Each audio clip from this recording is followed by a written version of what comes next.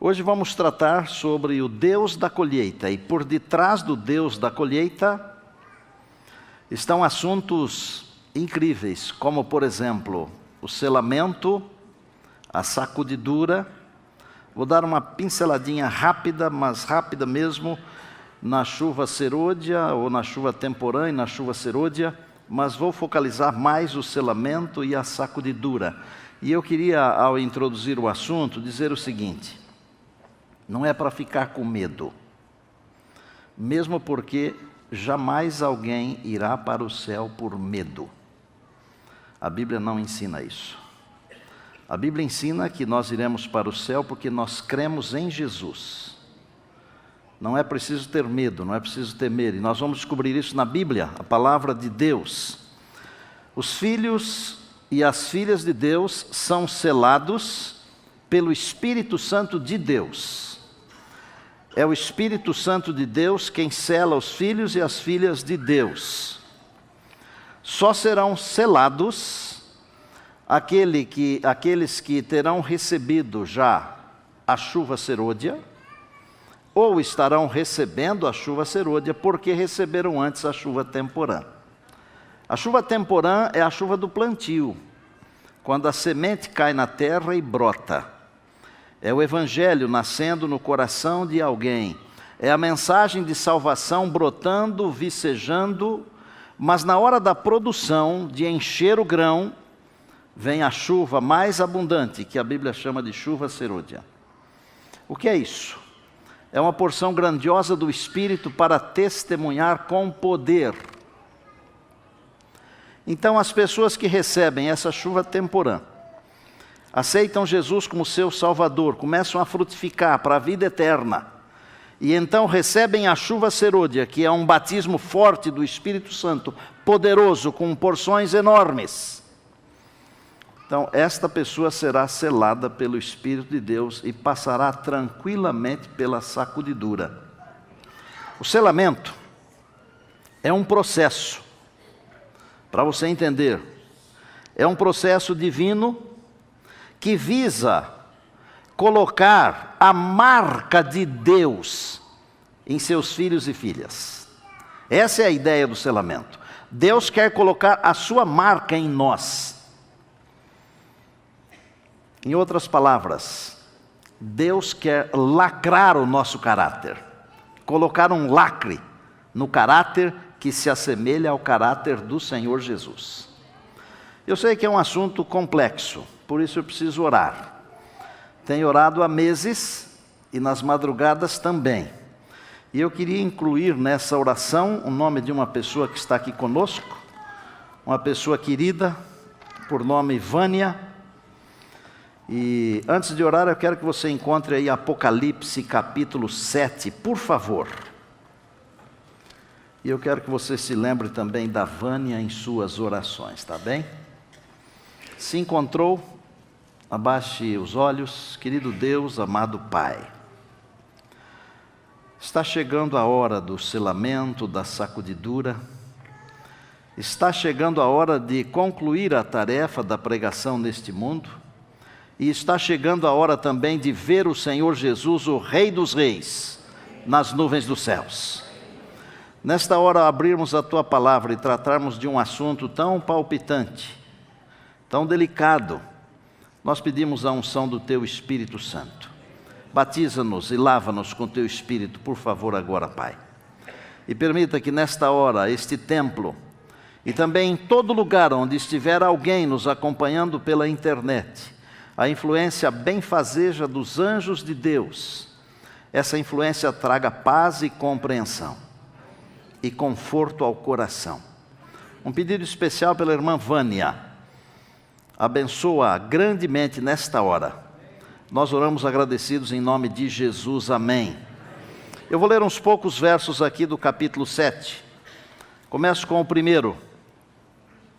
Depois disto, daquilo que vem no capítulo 6, que são os vários selos, até o 6º. Depois disto vi 4 anjos em pé nos 4 cantos da terra, conservando seguros os 4 ventos da terra. para que nenhum vento soprasse sobre a terra, nem sobre o mar, nem sobre árvore alguma. Vi outro anjo que subia do nascente do sol, tendo o selo do Deus vivo, e clamou em grande voz aos 4 anjos, aqueles aos quais fora dado fazer dano à terra e ao mar, dizendo: não danifiqueis nem a terra, nem o mar, nem as árvores, até selarmos na fronte os servos do nosso Deus. Então ouvi o número dos que foram selados, que era de 144.000 de todas as tribos dos filhos de Israel. É um texto profético, é importante. Não tenho tempo aqui de falar sobre os 144.000 hoje, porque o nosso assunto tem a ver especificamente com o selamento. Quais são os grandes objetivos de Deus com o selamento? E antes de explicar isso, eu vou dizer o seguinte: muito da nossa indolência espiritual é falta de conhecimento. Gravou o que eu falei ou não? Eu vou repetir. Muito da nossa indolência espiritual é falta de conhecimento. Porque, amados e amadas, se nós conhecêssemos o tempo no qual nós estamos vivendo, nós não seríamos indolentes. Nós estamos vivendo os últimos momentos da história desse mundo aqui. Nunca se viu tanta podridão, tanta desgraça ao mesmo tempo, tanta corrupção. A gente é quase tentado a falar a frase de um indivíduo aí que não merece ser relembrado na história desse país, do mundo. Nunca se viu. Onde nós vamos parar? Vocês já pararam para pensar? Não tem mais para onde ir. Não dá para olhar para lá, não dá para olhar para cá, nem para lá. Tem que olhar para cima. Porque a nossa saída não vem nem da frente, nem de trás, nem da direita e nem da esquerda. Ela vem de cima. Ela vem do Senhor Jesus, que aparecerá nas nuvens dos céus. Que objetivos Deus tem com o selamento? Se quiser anotar aí, são apenas 3 ou 4. Primeiro, fixar na vida dos seus filhos os imutáveis princípios da lei de Deus. Está fácil hoje a fixar na nossa mente e coração os princípios da lei de Deus? Não está. E por que não está? Porque aquele que quer afixar em sua mente, em sua vida, os princípios da lei de Deus, ele tem que andar na contramão da vida. Ele tem que nadar contra a correnteza. Você pode pesquisar e assistir e ler. Qualquer coisa que é contra Deus, ganha volume. Mas se você fala de Deus, você é criticado. Já percebeu isso? Se você sair por aí com uma camiseta, blasfemando de Deus, um monte de gente vai te aplaudir. Mas se você sair por aí falando que Jesus vai voltar, esse cara é fanático, é fundamentalista. Eles vão falar isso. Por quê? O mundo está caminhando numa outra direção. Mas um dos grandes princípios, um dos grandes objetivos é fixar em nossa vida os princípios da lei de Deus.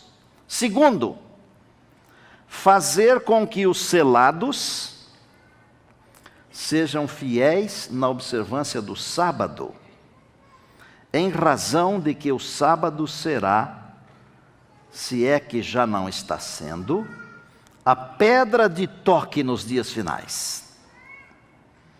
Vai tudo bem, até você falar do sábado. Quando você fala do sábado, fica tudo ruim. Terceiro, preparar os fiéis para que passem incólumes pela sacudidura. Haverá uma sacudidura onde a palha será extirpada, mas os selados permanecerão. Então esse é um dos grandes objetivos do selamento. E quarto, preservar os fiéis de Deus da destruição final. Por que você acha que o anjo falou para os 4 que estavam segurando os ventos lá, esperem aí até selarmos? Porque estes que estiverem selados, eles serão protegidos. E se você estiver selado, Você poderá até estar no epicentro dos terríveis acontecimentos finais. Você será protegido por Deus, porque Deus não vai deixar que o seu selo se vá. Glória a Deus, diga aleluia. Eu vou ler um trecho, vou pedir permissão para você para ler um trechinho que está num livro chamado Testemunhos Seletos. É o volume 2 e a página é 179. Enquanto Satanás instava com suas acusações, parece o nosso tempo ou não? E buscava destruir o povo de Deus, santos anjos invisíveis passavam para lá e para cá, colocando sobre eles, os santos de Deus, o selo do Deus vivo. Estes são aqueles que se acharão sobre o monte de Sião com o Cordeiro. O que é que nós lemos agorinha em Apocalipse 7? Que os 144 mil são aqueles que estarão com o Cordeiro no monte. Há na Bíblia 2 tipos de selamento, irmãos. E às vezes nós fazemos momentos de discussões de coisas que não nos ajudam em nada na nossa fé e na nossa vida espiritual. Mas é bom entender as coisas, não para ficar pisoteando em cima dos outros, tripudiando em cima dos outros, mas é preciso saber para não ser levado pelos ventos de doutrinas. Um selamento é o selamento primeiro que acontece por ocasião da conversão. Todos aqueles que passam pelo processo da conversão, eles são selados pelo Espírito Santo. Isso é impressionante.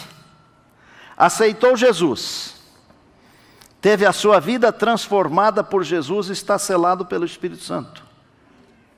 Aleluia. Mas existe um selamento escatológico, um segundo selamento, que é o selamento para que possamos passar pelas aflições dos últimos dias.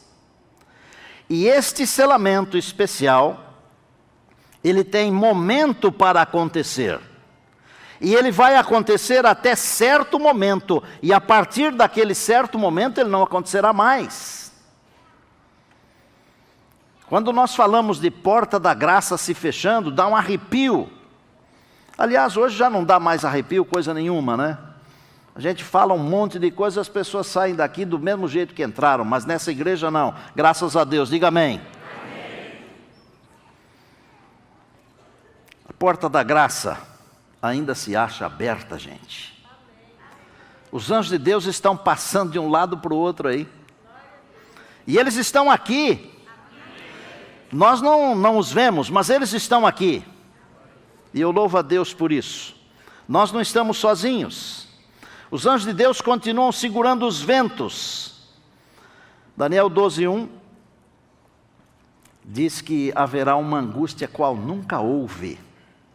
E quando essa angústia qual nunca houve chegar, todo o caso já estará decidido. Os que forem selados resistirão. O selo do Deus vivo estará sobre o seu povo. E o tempo do selamento é curto e logo passará.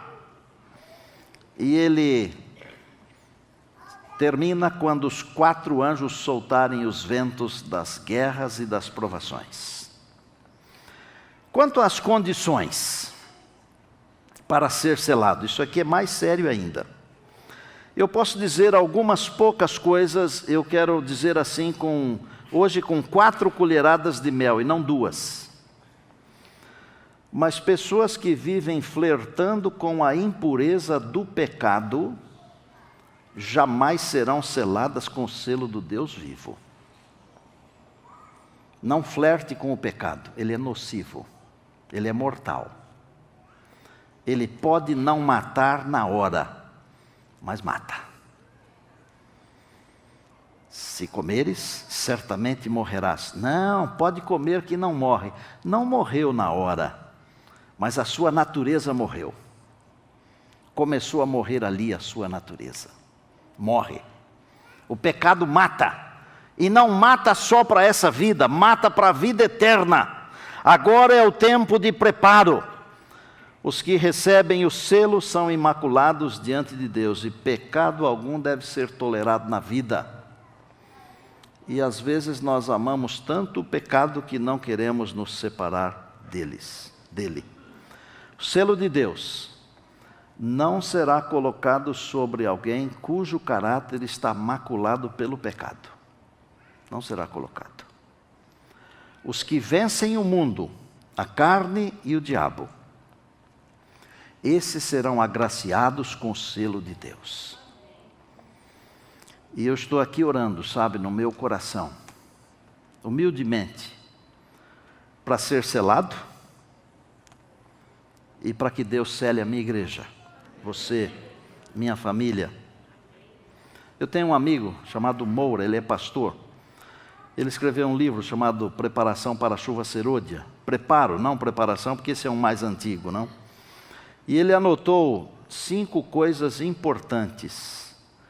Falando das condições para ser selado, ele escreveu o seguinte: guardar os mandamentos de Deus e ter a fé em Jesus, guardar o sábado no verdadeiro espírito de Cristo, desenvolver um caráter semelhante ao de Cristo, ser vitorioso contra a tríplice força do mal e ser coparticipante dos sofrimentos de Cristo. Bom, o selamento é mais ou menos isso aí. Está mais ou menos claro para você? Está bem claro? Diga amém. Vamos para a sacudidura. O que é a sacudidura? Sacudidura é nada mais, nada menos do que um processo de seleção. É só isso. É quase um vestibular. É um processo de seleção. Ela virá, escute, ela virá assim que os filhos e as filhas de Deus estiverem selados. Por que a sacudidura vem depois do selamento? Para que aqueles que estão selados, eles possam continuar firmes. Porque se ela viesse antes do selamento, até aqueles que seriam selados, eles poderiam balançar e cair. Eu quero ler um texto para vocês. Amós capítulo 9. E eu disse a princípio que não era para ficar com medo, lembra? Amós, dos profetas menores. É um livro pequeno. Depois de Daniel, de Joel, Amós, capítulo 9, verso 9 apenas. Aqui tem uma mensagem e tem uma promessa. Quando Jesus disse, examinais as Escrituras, ele estava falando também disso aqui. Veja o que diz o texto, 9:9. Porque eis que darei ordens e sacudirei a casa de Israel entre todas as nações, assim como se sacode o trigo no crivo. Quem é que vai ser sacudido? Que casa? O Israel. O Israel de hoje somos nós, você e eu, a igreja de Deus. A casa de Israel será sacudida. Olha a promessa no finalzinho do verso. Sem que caia na terra, quantos grãos? Nenhum. Deus vai enviar uma sacudidura sobre a casa de Israel, sobre a igreja de Deus, sua igreja. Mas nenhum grão cheio vai cair da peneira. Os que me acompanham, que leem meus livros, veem meus sermões, vocês sabem que eu sou da lavoura, da roça. E é muito fácil para alguém que trabalha na lavoura entender o que é sacudidura. Quando você colhe qualquer tipo de mantimento, eu vou explicar com o feijão, por exemplo. Você planta o feijão, ele produz, quando seca, você arranca, leva para um lugar, às vezes assim, ladrilhado, e bate o feijão, tem um instrumento que eles chamam de cambão, em outros lugares chamam de outra coisa. Você tira a palha grossa, mas fica misturada ao grão a palha fina. Você coloca aquilo tudo numa peneira, sacode bastante, tudo que é mais fininho já escapa pelos vãos da peneira. mas algumas coisas ainda ficam misturadas entre os grãos. E o vento vai passando e com a peneira você vai jogando aqueles grãos para cima e o vento vai levando a palha embora. E se o agricultor ele é bem treinado, ele não derruba da peneira nenhum grão. Nenhum. O meu pai fazia isso. Eu lembro muito bem. Eu derrubava, porque era aprendiz. Aprendiz é assim. Todo mundo tem que aprender um dia. E uma coisa que nós precisamos aprender é sobre a salvação. Deus não manda essas mensagens para a gente ficar com medo. Veja, no mesmo verso que ele fala que vai sacudir a sua casa, ele diz assim, mas nenhum grão vai cair no chão, nenhum. Se o grão estiver cheio, ele não cai, porque o vento não leva embora. Mas tem que estar cheio do Espírito Santo, tem que estar selado. Amados, se eu tivesse que definir o que é sacudidura, eu diria apenas que é um processo de seleção e apostasia, nada mais. Então é assim, não dá para eu ficar olhando para você e você ficar olhando para mim. Um fica olhando para o outro fica olhando por um. Quem é que vai cair? Quem é que vai ficar em pé? Isso aqui não é política. Porque ontem à noite estava todo mundo querendo saber quem continuou, quem não continuou. Vocês lembram disso? Isso aqui é salvação. Nós não podemos torcer contra o outro.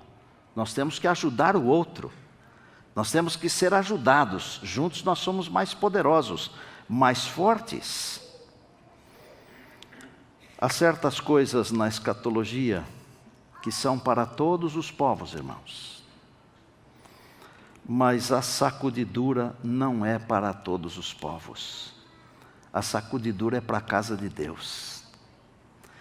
Quem é que vai embora na sacudidura? Quem vai embora? Vai embora aquele que não aproveitou o bom tempo para navegar. Aquele que não aproveitou o tempo de paz para construir fortaleza. Gente, pessoas inteligentes não deixam para construir fortaleza no tempo de guerra. Porque no tempo de guerra não se constrói fortalezas. Elas têm que ser construídas antes. Está na hora de construirmos a nossa fortaleza de comunhão com Deus, de ficar perto do Senhor, de abandonar as coisas desse mundo aqui. E amados, às vezes nós sabemos muito mais, mas muito mais das coisas desse mundo aqui do que das coisas de Deus. Que tipo de preparo estamos tendo nós? Será que nós vamos aguentar o tranco? Desculpem falar com clareza assim, mas é com amor.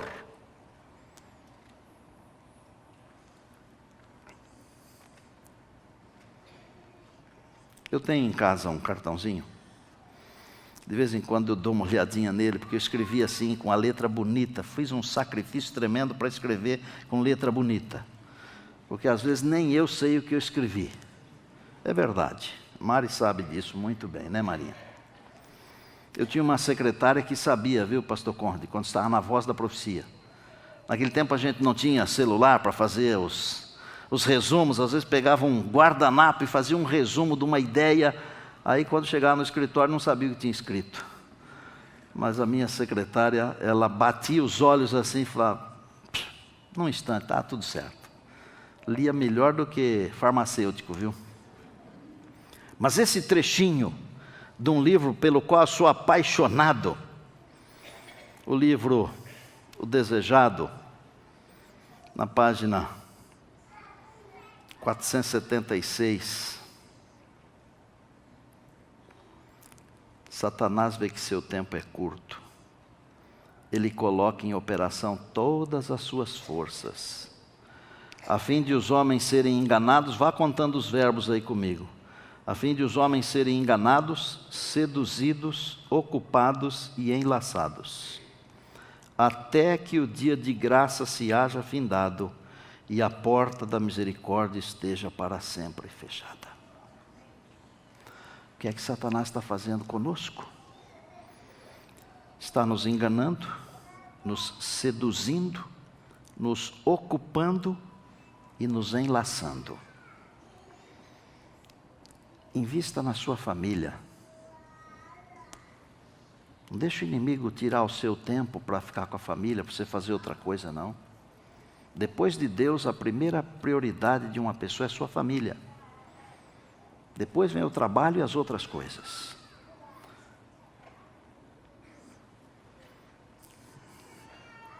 Quero descrever algumas das muitas causas da sacudidura.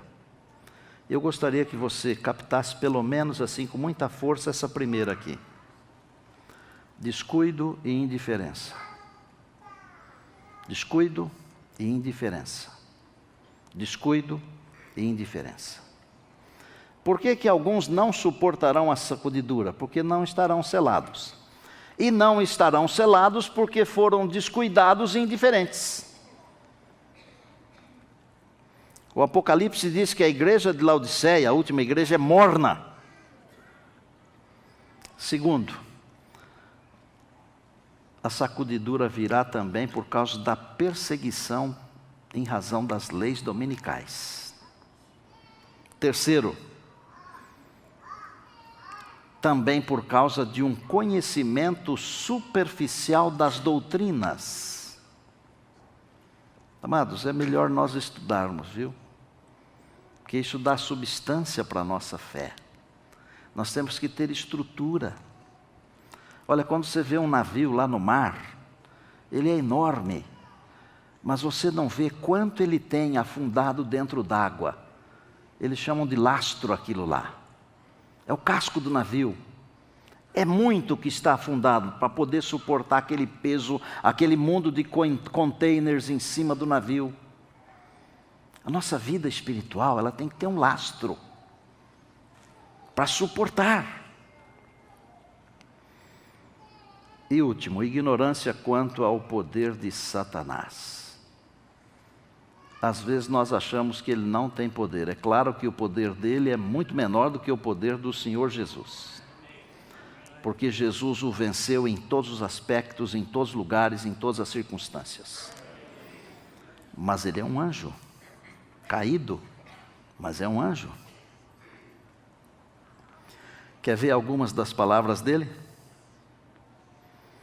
Está no livro Testemunhos para Ministros 475. Terei no terreno, diz o enganador, como meus agentes, homens que mantenham falsas doutrinas misturadas com suficientes verdades para enganar as almas.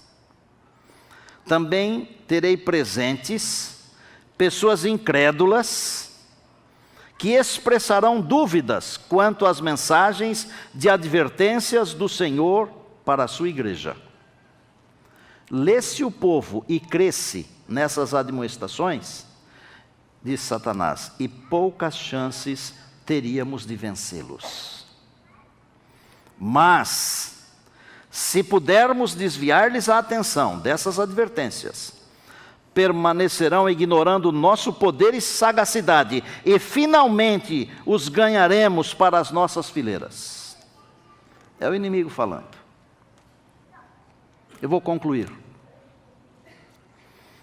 Vou concluir dizendo o seguinte: texto bíblico que traz ao meu coração muita paz, muita tranquilidade, muita segurança, está em Isaías, e eu quero que você acompanhe comigo. Capítulo 43 do profeta Isaías. É curtinho. 43. Mas agora diz o Senhor, que te criou, ó Jacó, e que te formou, ó Israel, não temas, porque eu te remi, chamei-te pelo teu nome e tu és meu. Na outra Bíblia que eu tenho, que fica lá em casa, no lugar onde está Jacó eu coloquei Neumoel, e no lugar onde está Israel eu coloquei Estina, porque aqui quer dizer a mesma coisa. Mas agora, põe o seu nome e sobrenome aí.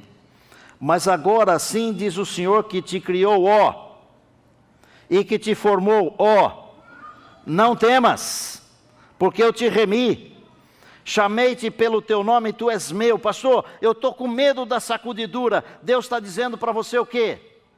Não temas, eu te remi. Chamei-te pelo teu nome, tu és meu. Quando passares pelas águas, eu serei contigo. Quando pelos rios, eles não te submergirão. Quando passares pelo fogo, não te queimarás, nem a chama arderá em ti, porque eu sou o Senhor teu Deus, o Santo de Israel, o teu Salvador. Aleluia. Eu estou em paz, tranquilo. E eu quero que você esteja em paz, porque a promessa de Deus é para não temer, mas é preciso saber as coisas. Amém? Disse que um dos problemas porque muitos não suportarão e cairão na sacudidura, eu disse que é indolência e indiferença. Vocês lembram disso? Que eu pedi para gravarem isso aí? Como que a gente acaba com a indolência? Como que a gente acaba com essa falta de vontade de servir ao Senhor? Como é que a gente acaba com esse descuido, com essa indiferença? Um dia desse eu conversei com um médico e ele está tratando uma pessoa e ele disse que deu um remédio para a pessoa. E eu perguntei se eu poderia saber que remédio foi que ele ministrou. Ele disse, não, é um remédio muito simples. E eu pedi para ela se envolver em alguma coisa. É um remédio muito simples, né? Se envolve em alguma coisa. Eu disse, mas e o que o senhor deu para ela tomar? Não, só isso aí. Aí eu fiquei pensando, aquele que se envolve com as coisas de Deus, com as coisas da igreja, ele não tem tempo de ficar atrás das coisas desse mundo aqui. Então, quer ficar firme com Deus? Se envolva com as coisas de Deus. E eu conheço tanta gente nesse mundo, nesse Brasil, que se envolve com as coisas de Deus e que deixa até de fazer as suas próprias coisas para fazer as coisas de Deus, porque ama tanto as coisas de Deus que não consegue parar. Todo dia a gente tem contado a história de alguém aqui, né? Eu vou contar a história de um camarada que não consegue ficar parado. Ele vê alguém, ele quer salvar, quer levar para Jesus. E ele tem um jeito muito exótico de salvar pessoas. Eu vou contar um trechinho de uma história dele, só um trechinho, do meu jeito. Ele foi visitar uma família, e naquela família a senhora era membro da igreja já há muitos anos, uns 30 anos. E o marido, casado com essa senhora há mais de 30 anos, conhecia toda a doutrina, tudo. E aí alguém falou assim para esse amigo meu, vem cá, o que você acha de um indivíduo que conhece todas as doutrinas há 30 anos e não toma uma decisão? Esse meu amigo que tem, quase que não tem papas nenhuma na língua, ele falou assim, esse camarada é pior do que um jegue, porque se um jegue fica sabendo da mensagem de salvação 30 anos, ele se batiza, ele se converte, ele se entrega a Jesus. E o camarada escutou. Daí uns dias procurou o pastor, falou, pastor, finalmente eu quero me batizar. Mas o que aconteceu com você?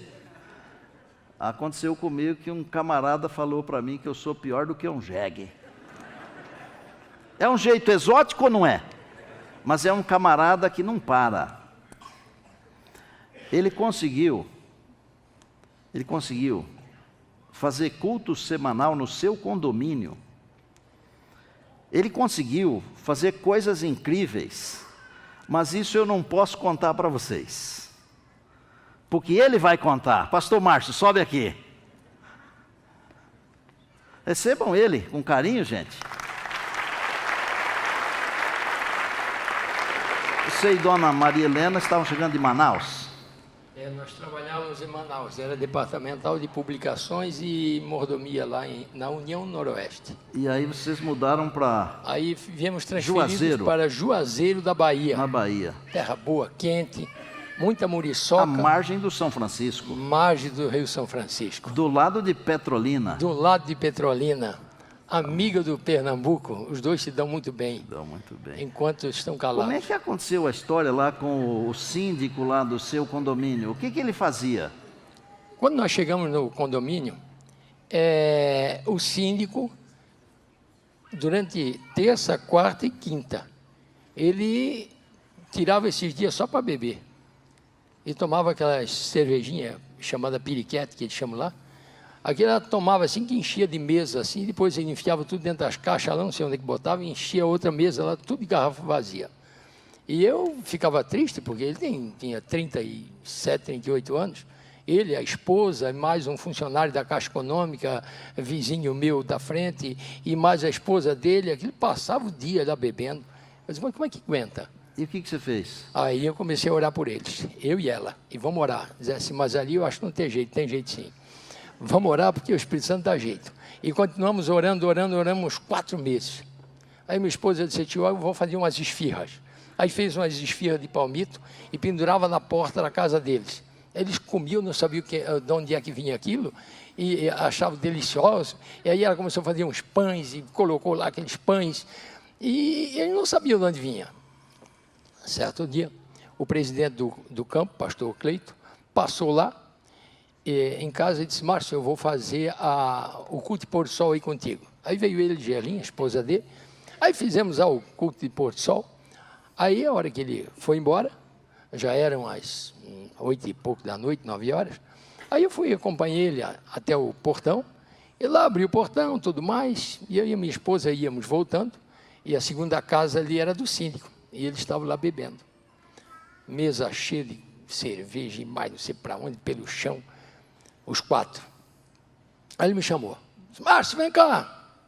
E todo sábado, quando eu vinha do culto, eles estavam lá fazendo churrasco, carne de porco e cerveja. E me convidavam. Eu dava um abraço neles. Não, eu vou almoçar em casa. E agora, naquele dia, me chamou de novo. A sua esposa foi junto ou ela? Não, minha esposa caiu fora, porque ela já sabe que coisa ia pegar. E ela tem medo que eu vou apanhar. Aí, ela caiu fora e eu fui. Disse, rapaz, não tem medo. Aí que a coisa é feia. E eu fui. Só que eu não sabia que o rapaz, esse rapaz, tinha 3 12. Sabe o que é 12? Sim. Aquela espingarda 12. Perfeitamente. Aquela, até de cano duplo. olho preto, é essa mesmo. Ele tinha 3. E eu não sabia. Eu não tenho nenhuma. Não, eu também não. Espingarda que eu tenho é essa. E atira bem, viu? A minha está ali, ó. Não, tem que atirar. Aí eu cheguei lá, olhei para ele, disse assim, quer tomar uma cervejinha aí? Eu disse, rapaz, eu vou te dizer uma coisa. Olha que eu conheço esse Nordeste inteirinho. E eu nunca vi um jegue com focinho vermelho, como vocês 4 aí dentro, por estar tomando cerveja. Você chamou o camarada de jegue? Eu chamei de jegue. Eu disse que eu nunca tinha visto um jegue com focinho vermelho, como eles estavam com o nariz vermelho, tanto tomar cerveja. E aí eu esperei o copo da cabeça, e a garrafa também. Aí eu fui vir para onde eu ia sair, né? Aí ele pegou assim, olhou para mim, ficou sério, mas muito sério mesmo, brabo. Disse, olha, 2 coisas que eu odeio na vida. É padre homossexual e pastor ladrão. Aí eu disse, agora é a hora que eu apanhei. Eu disse, sim, daí? Aí ele ia dizer mais alguma coisa, mas me encarou, eu acho que o Espírito Santo deu um toquezinho, né? Acho não, eu tenho certeza, e foi forte. Amenizou, Ele né? foi forte, deu uma amenizada. Ele olhou para mim e disse, mas o senhor não é pastor não, né? Eu disse, eu sou um pastor da Igreja Adventista do 7º dia. Ah, pastor, olha, pastor, sabe? Eu disse para minha mulher, se tem uma coisa que eu queria ser na vida, era um crente igual o senhor. Aí, nessa hora que quase caiu duro, fui eu. Aí ele olhou para mim, me encarou e disse assim, pastor, tem como o senhor fazer um culto por semana aqui dentro do condomínio? Eu disse, eu não estou acreditando. Agora quem não acredita mais sou eu. Eu disse, mas peraí, não é porque tu está bêbado agora que tu está me pedindo isso não, né?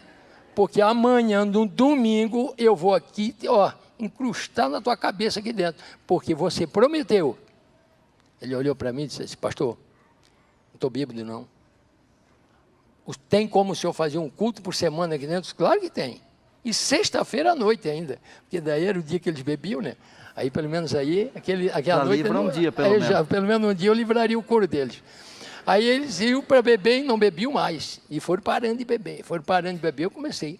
Primeiro o culto, e depois entrei no Apocalipse, pegava as orelhas deles assim, ó, e qualquer coisinha eu dizia assim, rapaz, o jegue já teria se convertido. E fui daquele jeito. Até que, de repente, ele disse assim, pastor, eu quero me batizar. Eu não acredito. Eu não acredito. Aí eu quero que o senhor vá lá fazer o batismo, claro, com todo prazer. Aí batizei ele, batizei ela, e depois batizei a outra família. O Jean, a esposa dele e as 2 filhinhas. Foram 6 batismos ali dentro. E hoje ele é o meu companheiro para dar estudo bíblico. Irmãos, pastor Márcio.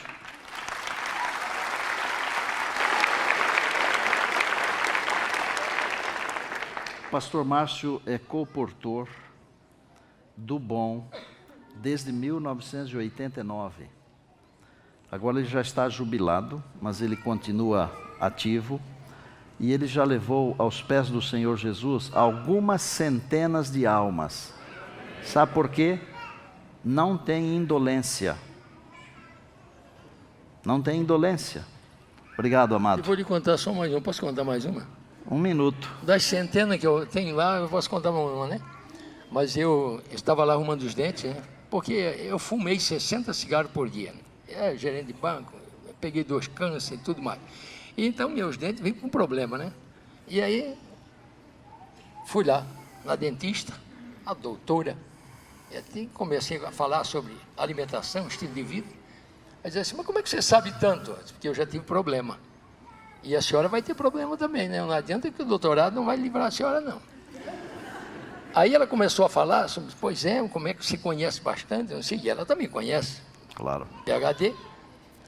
Aí, de repente, eu disse para ela assim, doutora, a senhora é doutora em dente, eu sou doutor em salvação, a senhora não está afim de estudar a Bíblia, não?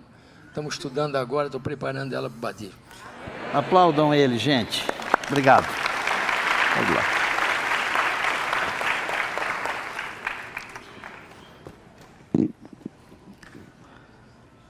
O remédio é: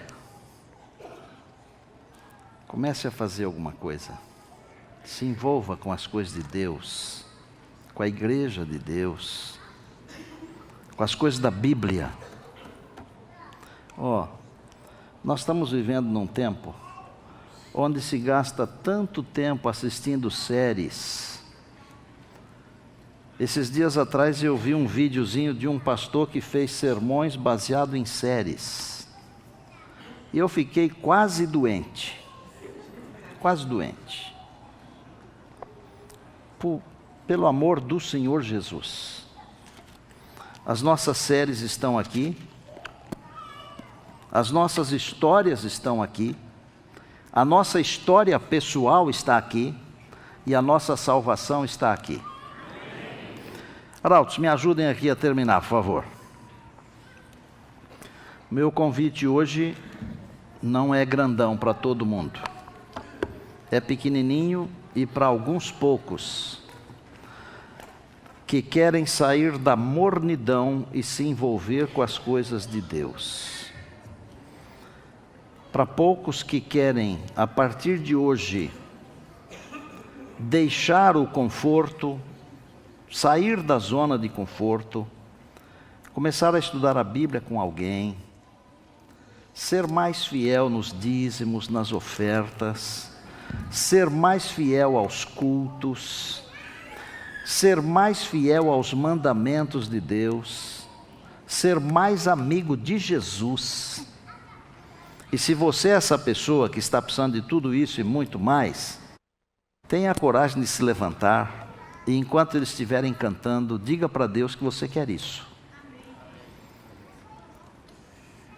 Deus vai abençoar você.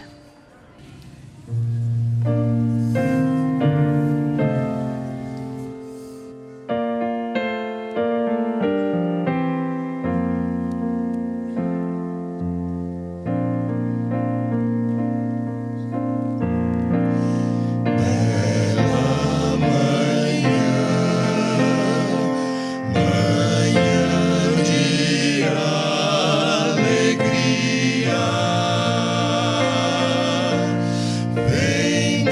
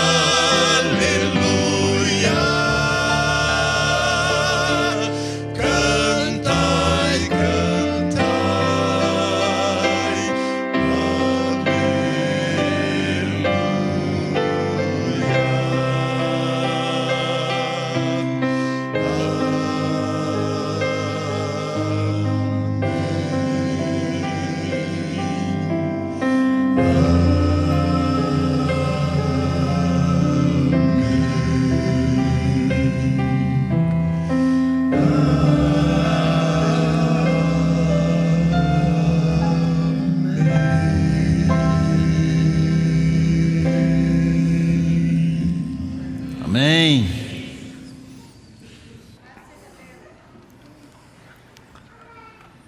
Essa bela manhã, muito em breve vai raiar. Isto quer dizer uma coisa, que nós estamos vivendo à noite.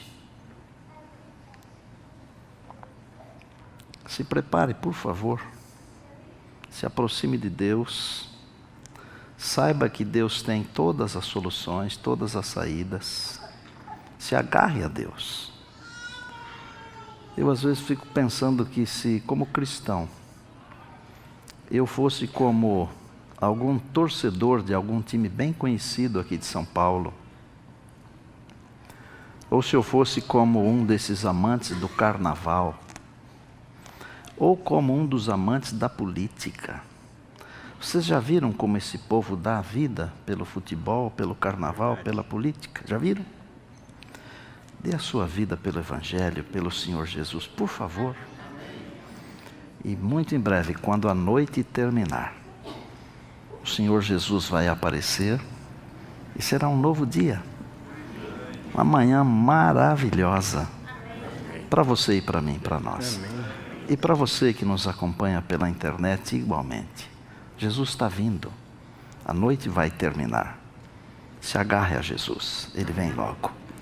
Senhor Deus, que coisa linda essa música. Obrigado por esses amados aqui.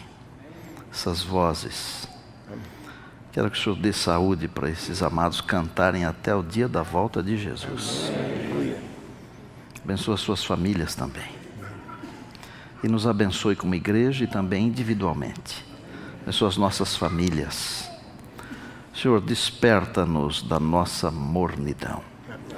Vai alta noite e vem chegando o dia, por favor. Desperta o nosso ser, o nosso coração. Mova-nos para as coisas espirituais, por bondade, meu Deus. Tem misericórdia de nós. O Senhor sabe que estamos vivendo momentos terríveis, difíceis. Tem misericórdia. Abençoa a tua herança aqui. Amanhã nós queremos estar de volta. Já estamos te louvando pelas bênçãos que já estamos recebendo. Mas sabemos que o Senhor tem muito mais ainda. Oramos em Jesus, amém.